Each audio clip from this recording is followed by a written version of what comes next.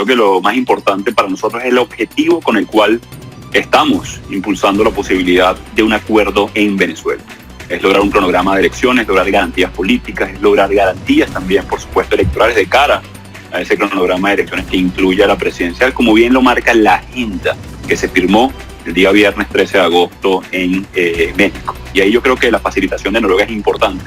Y dan el clavo cuando ellos hablan de a efectos de este proceso, es decir, la negociación que inicia el 13 de agosto en México, las partes serán denominadas como tal, con objetivo de la alternativa democrática lograr un acuerdo. Nicolás Maduro es una de las partes que está en este proceso, facilitado por el Reino de Noruega. Evidentemente ellos van a querer dar una narrativa.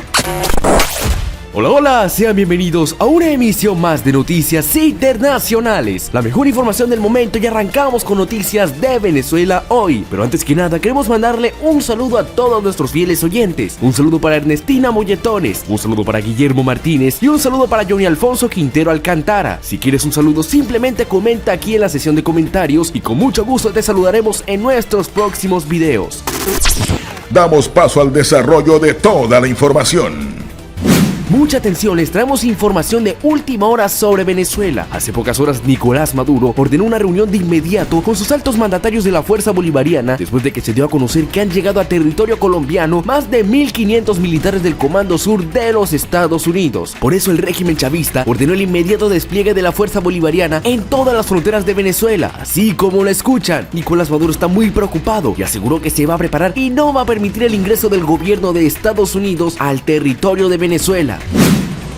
Ajustando, perfeccionando las tácticas, el despliegue permanente en el terreno, la inteligencia y la búsqueda y captura de enemigos de la paz. Ya ve usted, general Osorio, lo que ha ocurrido en Haití. Mercenarios del ejército colombiano en situación de actividad, matando a un presidente en una patria hermana, Haití. Ya usted está viendo mercenarios capturados en la Cota 905, entrenando delincuentes y terroristas en Venezuela. Ahí van ellos, un ejército de mercenarios.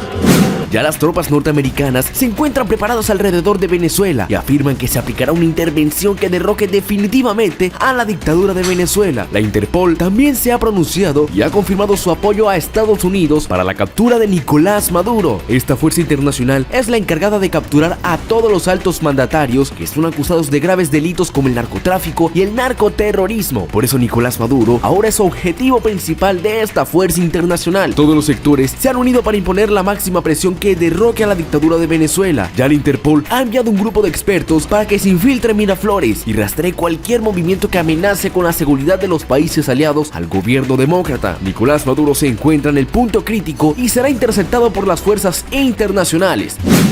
Mosca, no bajemos la guardia.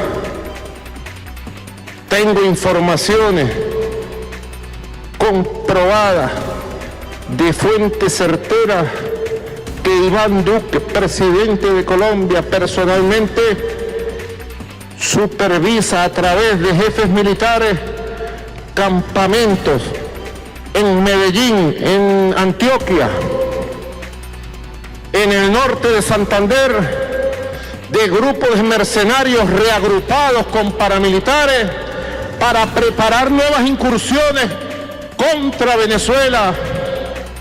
Inclusive, digo más, La Corte Penal Internacional también confirmó hace muy pocos días que el régimen de Maduro está conformando a poderosas bandas delictivas para poder protegerse de cualquier daño internacional. Además, se les está entregando mucho armamento a estos criminales para que se desplieguen por las diferentes ciudades del país y repriman a personas que están en contra de su mandato. Estos actos incrédulos del chavismo pasan por encima de los derechos humanos y por eso la población venezolana pide que se haga justicia y se aplique el golpe final para interceptar a Nicolás Maduro en Miraflores. Por otra parte, el Grupo Internacional de Contacto contacto para Venezuela dio la bienvenida a las integrales negociaciones iniciadas entre el régimen de Maduro y la oposición de Venezuela, ya que pueden permitir establecer una solución acordada para la crisis venezolana. En vísperas de la celebración de una segunda ronda de contactos en Ciudad de México, los miembros del grupo instaron a los bandos políticos venezolanos a participar de manera constructiva y de buena fe en la mesa de negociaciones, ya que precisamente una negociación es la única salida a la crisis que atraviesa Venezuela. Esta negociación, destacaron, debe ser política y debe concluir en la organización de elecciones creíbles, libres y transparentes y de acuerdo con el marco constitucional y legal de Venezuela. Creo que lo más importante para nosotros es el objetivo con el cual estamos impulsando la posibilidad de un acuerdo en Venezuela. Es lograr un cronograma de elecciones, lograr garantías políticas, es lograr garantías también, por supuesto, electorales de cara a ese cronograma de elecciones que incluya la presidencial, como bien lo marca la agenda que se firmó el día viernes 13 de agosto en México. Y ahí yo creo que la facilitación de Noruega es importante. Y dan el clavo cuando ellos hablan de a efectos de este proceso, es decir, la negociación que inicia el 13 de agosto en México, las partes serán denominadas como tal, con objetivo de la alternativa democrática lograr un acuerdo. Nicolás Maduro es una de las partes que está en este proceso, facilitado por el Reino de Noruega. Evidentemente ellos van a querer dar una narrativa.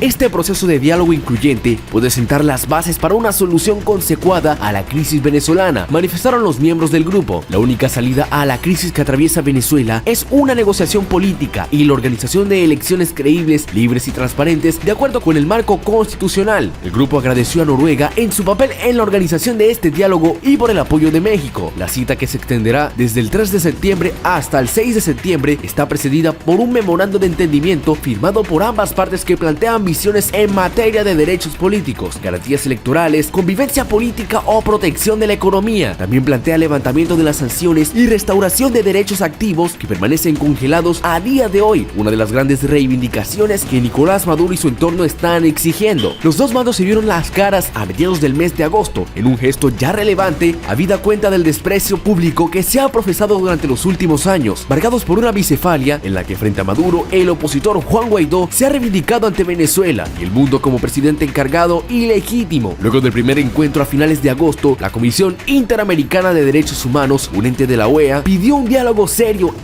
Comparto ese análisis de las dos dimensiones. Creo que comenzamos a transitar la solución. El primer paso, dialogar con los factores de oposición que están en la órbita de dominación, de dominio de Estados Unidos y la Unión Europea. Pudiéramos decir, y ustedes lo saben, que estos sectores que están en la plataforma unitaria de oposición son los sectores que de una u otra forma han entrado en la estrategia estadounidense y de las élites de la Unión Europea contra la revolución bolivariana. No es nuevo. Ya buena parte de estos sectores estuvieron en el golpe de Estado contra el comandante Chávez el 11 de abril del año 2002.